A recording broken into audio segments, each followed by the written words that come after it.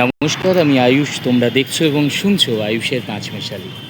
এই মুহূর্তে আমি দাঁড়িয়ে আছি ঠিক কেসি দাস থেকে একটুখানি এগিয়ে এসে, সামনেই কেসি দাস, এইদিকে এই জাস্ট একটা দোকান পরেই কেসি দাস থেকে একটুখানি এগিয়ে এসেই আমি দাঁড়িয়ে রয়েছি, যেখানটা স্তব্ধ হয়ে গেলাম দেখে। সিএসসির আমাদের যে হেড অফিসটা কলকাতার, কত সুন্দর লাগছে, মনে হচ্ছে যেন আমি কোনো ফরেন কান্ট্রিতে চলে এসেছি। কলকাতায় সত্যি দিনের বেলায় ব্লগিং করি, বেশিরভাগ যত কলকাতার ব্লগিং আছে, সমস্ত যত ব্লগাররা রয়েছে, মোটামুটি কোনো যদি অকেশন না থাকে, কোনো যদি উৎসব না থাকে, তাহলে আমরা সকালের কলকাতাকেই ক্যাপচার করি। কিন্তু রাত্রিরের ক্যালকাটা, মানে রাত্রিরের আমাদের কলকাতা মহানগরী কত সুন্দর দেখায়। ওপাশে একটা বিল্ডিং ছিল, যেটা অনেক আগে থেকেই এরকম পরিত্যক্ত বলবো না, নর্মাল অবস্থাতেই ছিল, অফিসই ছিল। সেটাকে এখন নিচেটা পুরো ওয়েবসাইট করে দেওয়া হয়েছে, ওয়েবসাইট। তারপরে সামনে দিয়ে গেলে পরেই এখানে আমাদের হচ্ছে মল, সমস্ত কিছু। এখানে তো টিপু সুলতান মসজিদ, সব কিছু কত সুন্দর লাগছে। মানে রাতের কলকাতাতে গাড়ি ঘোড়া, মানুষ, স্টল, ইয়েলো ট্যাক্সি, সমস্ত যেন সেই বলে না যে চার চাঁদ লাগিয়ে দিয়েছে, সেই রকম কলকাতার রাস্তাকে, কলকাতার পুরো রূপকে চার চাঁদ লাগিয়ে দিয়েছে। এখান থেকেই আমি দাঁড়িয়ে চলে যাচ্ছিলাম যে আর ব্লগ করব না, কিন্তু দাঁড়াতে হলো কলকাতার এই রূপ দেখে। এত সুন্দর কলকাতার রূপ, যেটা ক্যামেরাতে ক্যাপচার করাটা খুব দরকার। আর এই জায়গাটা যেখানে মানে অতি ব্যস্ত একটা জায়গা, সেই ব্যস্ততার মধ্যেও এখানটা সেরকম চেহেল পেহেল নেই, কত হালকা, কত কত কত ফাঁকা রাস্তাটা। বাস তো রয়েছেই, গাড়ি ঘোড়া তো রয়েছেই, তার সত্ত্বেও যেরকম যানজট হয় সেই রকম যানজট কিন্তু এই রাস্তাটা নেই। এই রাস্তাটা কিন্তু ব্যস্ততম রাস্তা, কারণ এখান দিয়ে কি আমি আর ওই দিকটা যাবো না, ওই দিকটায় গেলেই হচ্ছে মল সামনেই। আর তারপরেই তার আগের এইটাকে ওয়েবসাইট দিয়ে দেয়। যারা মলে গেছো মোটামুটি এই ফুটপাথটা ধরেই তারা আসো, এই ফুটপাথ ধরে আসলে এটা পুরো ওয়েবসাইটকে দিয়ে দেওয়া হয়েছে, ওয়েবসাইট করেছে। তারপরে টিপু সুলতান মসজিদও কত সুন্দর দেখতে লাগছে, মানে দূর থেকে কি দারুণ লাগছে, কালারটা কত একটা ডিম আলোর মধ্যে যেন জল করছে কলকাতার বুকে। টিপু সুলতান মসজিদ, আমাদের এই সিএসসি, যেটা আমরা গঙ্গা যদি আমরা সফর করি বা গঙ্গার ওপরে যখন গঙ্গার দিয়ে আমরা আসি কোনো লঞ্চে করে, তখন এই ওপরের গ্লোবটা এটা দেখতে পাওয়া যায়, তখন আমরা বুঝতে পারি আচ্ছা ওটা আমাদের সিএসসির অফিস।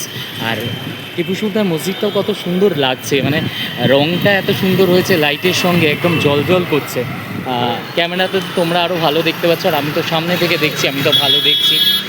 কলকাতার ইয়েলো ট্যাক্সি, যে ট্যাক্সি নিয়ে কেউ কোনোদিন ব্লগ করেনি, সেই ট্যাক্সিও দেখো কত সুন্দর দেখাচ্ছে। কিন্তু এই ট্যাক্সির জন্য আমরা নাজেহাল হই, এখনও হই, তবে সেরকম খুব একটা হই না, কারণ ট্যাক্সির এই ভাড়া আমাদের নাজেহাল করে রেখেছে। কিন্তু সেখানে এসি ট্যাক্সি এসে যেতে, এক্স্যাক্ট ফেয়ার এসে যেতে অনেকটা রেহাই হয়েছে। তারপরে মেট্রোর কৃপায় তো ইয়েলো ট্যাক্সির অ্যাকচুয়ালি একটা খারাপ জায়গায় চলে গেছে যারা ট্যাক্সি চালান, তার জন্য দোষ অবশ্য তাদেরই, কারণ তারা উল্টো পাল্টা ভাড়া চাইতেন, আর সেটা আমাদের দিতে বাধ্য হতাম আমরা। কিন্তু এখন যেহেতু আমাদের ওলা আছে, উবার রয়েছে, মেট্রো রয়েছে, প্রচুর যাতায়াতের জন্য প্রচুর আমাদের রয়েছে আমাদের কাছে অপশান, সেই অপশানের জন্যই আজকে ইয়েলো ট্যাক্সির আজকে এই অবস্থা। সামনে কেসি দাস দাঁড়িয়ে আছে, একদম কেসি দাসের সামনে। এবার জাস্ট ক্রস করে এবার গন্তব্যের দিকে এগোবো। তার আগে ভাবলাম যে না, এইখানটা দাঁড়িয়ে এই ব্যস্ততম ক্রসিং, ব্যস্ততম সিগন্যাল আর কলকাতার এই রাস্তার যদি ব্লগ না করি তাহলে বেকার। মানে কলকাতায় থেকে কলকাতার ব্লগ অবশ্যই করা দরকার ভরে। আর কলকাতায় যারা আছে আমার মতো, যারা ব্লগার বন্ধুরা আছে, যারা ইনফ্লুয়েন্সার আছে, তারা কলকাতার ব্লগ ভর্তি করাটাই উচিত। অ্যাকচুয়ালি আমাদের মহানগরী, কল্লোলিনী কলকাতা তো করাটা দরকার, আর তাই জন্যই আমরা করি। আর কলকাতাকে আমরা ভালোবাসি, কলকাতার ফুটপাথ ভালোবাসি, কলকাতার মানুষজন ভালোবাসি, কলকাতার সব কিছু ভালোবাসি, কলকাতার সব কিছু ভালো, তাই জন্যই তো সবাই দূর থেকে কলকাতায় আসে। আরেকটা ব্লগিং করব ভেবেছিলাম, যেটা আমার সঙ্গে তোমরা একমত হবে। আমরা কলকাতায় যখন আসি, হাওড়া থেকে বা বিভিন্ন জায়গা থেকে যখন কলকাতা আসি, তখন আমরা না কলকাতার নিচের যে স্টলগুলো আছে সেগুলো দেখি, যেমন এই যে বাজার কলকাতা বা স্টাইল বাজার বা ভোজন রসিক বাঙালির যে রেস্টুরেন্ট, এরকম আরও যা আছে, মানে ভি মার্ট, যা আছে, রেমন্ডসের শোরুম, সমস্ত আমরা নিচে বাসে বসেও আমরা নিচে দেখতে আসি। তো তো কোনোদিনকে একবার উপরের দিকে তাকিয়েছো? একবার উপরের দিকে তাকিয়ে দেখতে পাবে কত হেরিটেজ বিল্ডিংয়ের নিচে এই সমস্ত দোকান, এই সমস্ত আউটলেট। চলছি রাস্তা দিয়ে, আর ভালো লাগছে। মনে হচ্ছে ক্যামেরা বন্ধ করতে ইচ্ছে করছে না, মনে হচ্ছে যতটা পারি ততটা ক্যাপচার করতে থাকি, ক্যাপচার করতে করতে যাই। মানে কোনটা বাদ দেবো, সব কিছুই মনে হয় ফ্রেমেতে বন্দি করে রাখি। কলকাতায় এরকম, কলকাতার সমস্ত জিনিস এরকমই, ফ্রেমে বন্দি করে রাখার মতো। আজকে কলকাতায় পুলিশের ছড়াছড়ি হওয়াটাই স্বাভাবিক, কারণ কালকের প্রোটেস্টের নামে যা হয়েছে কলকাতায়, তার জন্য আমাদের কলকাতায় শুভেন্দু অধিকারী মহাশয় বিশেষ বন্দোবস্ত করেছে সেই সব কালপ্রিটদের জন্য, যারা আমাদের দেশের নামে, যারা আমাদের কলকাতার নামে, যারা এখানে ঝামেলা অশান্তি লাগানোর চেষ্টা করছে। তাই জন্যই সিকিউরিটি বন্দোবস্ত, যাতে আমাদের সুন্দর কলকাতা, যাতে আমাদের এই যে আমরা এখানেতে এত ভালোভাবে থাকি, সেই জিনিসটাকে নষ্ট করার চেষ্টা করছে যারা করছে, তারা কালপ্রিট এক নম্বরে। তারা জানেই না যেটার জন্য অ্যাকচুয়ালি ওখানেতে সেটা হচ্ছে দিল্লি যন্তর মন্তরে, সেখানে যা হচ্ছে সেটার আদেও জানে না যে সেটা কি হচ্ছে অ্যাকচুয়ালি। কিন্তু গিয়ে ওখানেতে কেউ নাচানাচি করছে, কেউ কাঁদছে, কেউ শুয়ে আছে, মানে বিভিন্ন ধরনের কার্টুন সব যন্তর মন্তরেই বসে আছে। আর তার ছাপ আমাদের কলকাতাতেও পড়েছে। কলকাতাতেও সমস্ত কার্টুন, বেশিরভাগ কার্টুনরাই বেরিয়েছিল কালকে, আর তার জন্য উপযুক্ত বন্দোবস্ত নিয়েছে আমাদের মাননীয় মুখ্যমন্ত্রী মহাশয়। আর উনি বলেও দিয়েছেন, কথা দিয়েছে, জার্নালিস্টদের, ব্লগারদের যেরকমভাবে তারা মেরেছে, যারা তারা আঘাত করেছে, সেই সবের প্রতিশোধ তো নেবেনই। মানে প্রতিশোধই বলবো আর কি, প্রতিশোধ নেবেনই তিনি। কারণ এরকমভাবে যারা সাংবাদিক তাদেরকে মারা হয়েছে, ব্লগারদের মেরেছে, ইউটিউবারদের মারা হয়েছে, শুধুমাত্র প্রোটেস্টের নামে এরকম অহিংসা। শুভেন্দু অধিকারী মহাশয় তিনি বলেই দিয়েছেন যে এইগুলোকে কোনো মতেই টলারেট করা হবে না, কোনো মতেই সহ্য করা হবে না। আর উনি 3 দিনের মধ্যে বন্দোবস্ত করবেন সবার, সেটা উনি বিধানসভায় দাঁড়িয়েই বলেছেন। আর বিধানসভায় আজকে 6টা গুন্ডার নামও তিনি বলেছেন, যাদের গুন্ডা দমন আইনে এমন অবস্থা করবেন তিনি যে তারা তাদের পূর্বপুরুষ ভুলবে না, মানে সেরকম উনি করবেন। তো কত শখ উল্টোপাল্টা প্রতিবাদ মিছিলেতে আসা, আর সেগুলো সম্পর্কে না জেনে ভুলভাল ভাবে প্রতিবাদ করা, সেই জিনিসগুলো থেকে বিরত থাকতেই আমাদের মাননীয় মুখ্যমন্ত্রী শুভেন্দু অধিকারী মহাশয় একদম যা কঠোর ব্যবস্থা নেওয়ার, সেই কঠোর ব্যবস্থায় তিনি নেবেন। আর তার জন্যই সবাই আমরা ওয়েট করছি, আর হওয়াটাই দরকার। প্রোটেস্ট অবশ্যই ভালো, প্রোটেস্ট যার জন্য হচ্ছে সেই ইস্যু, একদম সেই ইস্যুটা খুব মানে কীরকম বলবো, মনের মধ্যে লেগে যাওয়ার মতো ইস্যু। একদম ছাত্রদের সুইসাইড থেকে আরম্ভ করে ছাত্রদের প্রশ্নপত্র ফাঁস, সব কিছুই খুব সেন্সিটিভ ব্যাপার। সেগুলো নিয়ে অবশ্যই প্রতিবাদ করা উচিত, সেগুলো নিয়ে অবশ্যই মিছিল করা উচিত। তার জন্য কোনো সরকারই কাউকে বাধা দেবে না, সেটা আমাদের কেন্দ্রের মোদী সরকার হোক, আর আমাদের কলকাতায় শুভেন্দু অধিকারী মহাশয় হোক। তার জন্য তিনি সমস্ত ছুট দিয়ে রেখেছেন। তার জন্য ঠিক আছে, গণতান্ত্রিক দেশ তো, এটা আমাদের গণতান্ত্রিক অধিকার, করতেই পারে। অনেক ভালো ভালো লোকেরা গেছেন যন্তর মন্তরে, বা এখান থেকেও সাপোর্ট করছেন, কিন্তু রাস্তায় নেমে মারপিট করা, রাস্তায় নেমে এই কার্টুনের মতো হাবভাব করা, রাস্তায় নেমে নাচ গান করা, এই সমস্ত জিনিসগুলো যেগুলো হচ্ছে, সেগুলো কিন্তু প্রতিবাদের ভাষা নয়। প্রতিবাদের ভাষা এরকম হওয়া উচিত না। সেটাও যদি আবার স্টুডেন্টদের এইরকম একটা জিনিস নিয়ে, যেটা মুদ্দা মেন, যেটা বিষয়, সেই বিষয় থেকে অন্যদিকে গিয়ে এইরকমভাবে মানে স্বাধীনতা চাই, কিসের স্বাধীনতা চাই? 1947 সাল থেকে তো স্বাধীনতা পেয়ে গেছি আমরা, তারপরে আবার কি স্বাধীনতা চাই? কোন স্বাধীনতা চাই? বাক স্বাধীনতা রয়েছে, ঘুরে বেড়ানোর স্বাধীনতা রয়েছে, মিটিং মিছিল করার স্বাধীনতা রয়েছে, আর কোন স্বাধীনতা চাই? মানে যা ইচ্ছা তাই করব সেরকম স্বাধীনতা? সেরকম স্বাধীনতা তো পাওয়া মুশকিল আছে। সেই স্বাধীনতা পাওয়ার সরকার তো এখন আর আমাদের রাজ্যে নেই। তো সুতরাং সেই স্বাধীনতার আশা করা একদম বোকা, মূর্খামি। সেই স্বাধীনতা কোনো দিনই পাবে না যারা চিন্তা করছে যে আমরা স্বাধীন হব, স্বাধীন ওই দিক থেকে হব যে আমাদের যা মনে হবে তাই করব, যেটা ইচ্ছা সেটা করব, যেখানে ইচ্ছা যা করে বেড়াবো, যাকে ইচ্ছা মারধর করে দেব, যেখান থেকে ইচ্ছা পয়সা তুলে নেব, কাটমানি, তোলাবাজি, এগুলো করব। এগুলো কিন্তু আর সম্ভব না বস। যারা দেখছো এই ব্লগ, তাদের মধ্যেও যদি এরকম থাকো, মানে এই ককরোচ পার্টির মতো যদি কিছু ককরোচ থেকে থাকো, তাহলে তাদের জন্য এই বার্তাটা। যেগুলো চিন্তা করছে ভুল, এইগুলো তোমাদের স্বপ্ন, আর কোনো দিন সার্থক হবে না।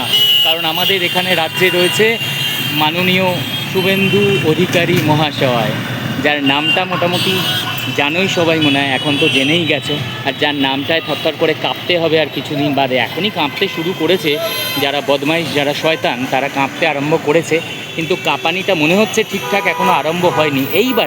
এইবারে আরম্ভ হবে, এইবারে তোমরা কাঁপবে, আর সেই কাঁপবেও থরথর করে কাপড় চোপড়ে হয়ে যাবার খাপ হবে, এরকম কাঁপবে, এরকম জিনিস করবে। কারণ উনি খুব ভদ্রভাবে সমস্ত কিছু, উনি আমাদের মোদি সরকার, আমাদের বিজেপি সরকার খুব খুব সুন্দরভাবে সমস্ত কিছু মেনটেন করছিলেন, সবাইকে সব কিছুর জন্য সম্মান জানাচ্ছিলেন, সব কিছু জিনিসে পারমিশন দিচ্ছিলেন। কিন্তু তার মানে তোমরা টেকেন ফর গ্র্যান্টেড নিয়ে নিয়েছো। টেকেন ফর গ্র্যান্টেড নিয়ে নেওয়ার জন্যই আজকে এইবারে যা হবে সেটা হচ্ছে টেকেন ফর গ্র্যান্টেড নেওয়ার যে পরিণাম, সেই পরিণাম এবার ভোগার জন্য রেডি হয়ে থাকো। এত বড় ক্ষমতা যে কলকাতার মতো ব্যস্ততম রাস্তায় নেমে, যেখানে পুলিশ বারবার ধরে অনুরোধ করেছে, পুলিশ বারবার করে বলেছে যে এই রাস্তাটা আমাদের ঠিক এইরকম জায়গায় হয়েছিল ডোরিনা ক্রসিংয়ে, যে এই জায়গাটা আমাদের ব্যস্ততম রাস্তা, এখানটা প্লিজ আপনারা তাড়াতাড়ি প্রোটেস্ট দেখিয়েছেন, তাড়াতাড়ি করে চলে যান। কিন্তু তারা শোনেনি। তারা মেট্রোর সামনে গিয়ে, মেট্রোর গেটের সামনে গিয়ে সেখানে ঝামেলা করেছেন। লাস্টে মেট্রোর গেট বন্ধ করে দিতে হয় প্রশাসনকে। তো প্রশাসনকে এরকম নাকানি চোখানি খাওয়ানোর যে চেষ্টা, যা চিন্তা যে আমরা এখানে নাকানি চোখানি খাইয়ে দেবো, বিকজ আমরা আগের যখন সরকার ছিল, প্রাক্তন যে সরকার ছিল, সেই সরকারের সময় আমরা যা ইচ্ছা করেছি, একদম আমরা মানে সব এক একটা দাদা হয়ে ঘুরেছি, যাত্রার গায়ে হাত তুলে দিয়েছি, যা তা করেছি, মানে সমস্ত কিছু আমাদের একদম নখদর্পণে ছিল। আমরা যা ইচ্ছা করতাম, হাতের মুঠোয় সমস্ত কিছু, কেউ কিছু বলার নেই, কেউ কিছু প্রতিবাদ করার নেই। এখন কিন্তু সেগুলো চলে গেছে, এখন কিন্তু আর সম্ভব নয় সেগুলো। সবসময় মনে রাখবে, এখন বিজেপি সরকার, এখন কিন্তু আমাদের রাজ্যে শুভেন্দু অধিকারী মহাশয়, বারবার নামটা বলছি, সবাই জানো, কিন্তু যাতে কান দিয়ে ঢুকে একদম এই কথাটা যেন মাথার মধ্যে বসে যায়, আর মাথাটা যখনই চিন্তা করবে তখন যেন কালঘাম বেরিয়ে যায়। কার নামে? হ্যাঁ, শুভেন্দু অধিকারী মহাশয়। ঠিক আছে, ওখানে একজন আছেন ইউপিতে, যোগী আদিত্যনাথ, তার নামে যেমন থরথর করে সবাই কাঁপে, আর তার নামে যেমন সমস্ত বদমাইশি, ডাকাতি, চুরি, রাহাজানি, রেপ সমস্ত কিছু বন্ধ হয়েছে, শ্লীলতাহানি যেগুলোকে বলি, এখানেও কিন্তু সেটাই হতে চলেছে, আর হচ্ছে, অলরেডি হওয়া আরম্ভ হয়ে গেছে। তিনি বিধানসভায় দাঁড়িয়ে এরকম অনেক কিছু বলেছেন। তিনি কিন্তু পুলিশকে ফ্রি হ্যান্ড করে দিয়েছেন। পুলিশকে ফ্রি হ্যান্ড মানে জানো তো, আর বলতে হবে না মনে হয়, যদিও সবাই শিক্ষিত নয়, মানে শিক্ষিত নয় বলেই তারা এই মিটিং মিছিলে, এই প্রতিবাদ মিছিলে সামিল হয়েছিলে। তো ফ্রি হ্যান্ডস মানে পুলিশ এবারে যা করার সেখানেতেই করবে। যদি কেউ রেফ করো, পুলিশের যেটা করার থাকবে, পুলিশ যদি মনে করে যে এনকাউন্টার করবে তো এনকাউন্টার করে দেবে। সেই জায়গা কিন্তু শুভেন্দু অধিকারী মহাশয় খুলে দিয়েছে। আর মনে রাখবে, শুভেন্দু অধিকারী মহাশয় যখন খুলে দিয়েছে, আর যখন তিনি বলেছেন যে পুলিশকে ফ্রি হ্যান্ড দিয়ে আমি তোমাদের ঢাল হয়ে দাঁড়াবো, প্রশাসনের যা যা করার প্রশাসন সেগুলো করবে, তাহলে বুঝতেই পারছো তো, যারা কালপ্রিট, যারা এই ধর্ষক, যারা ধর্ষণের মানে চিন্তা সকালবেলা থেকে উঠেই মাথার মধ্যে থাকে যে কাকে ধর্ষণ করব, তাদের কাছে মা, বোন, দিদি, পিসি কেউ কেউ কিছু নয়, কারোর সাথে কোনো রিলেশন নেই, তারা শুধু জানে এরা মহিলাকে ধর্ষণ করতে হয়, মানে ধর্ষণের একটা সামগ্রীভাবে তাদের কিন্তু রীতিমতো খারাপ দিন চলে এসেছে। খারাপ দিন চলে এসেছে না, খারাপ দিন চলছে অ্যাকচুয়ালি।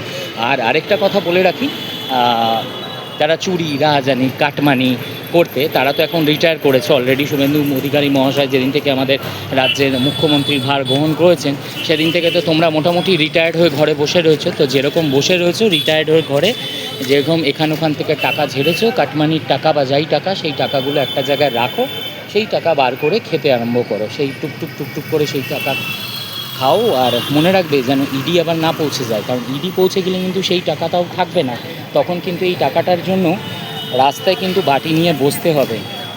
তখন শুভেন্দু অধিকারী মহাশয়ের কথা মনে করবে যে তিনি কি আর তিনি কি করে গেছেন। যাই হোক, রাস্তা ক্রস করে তারপর কথা বলছি।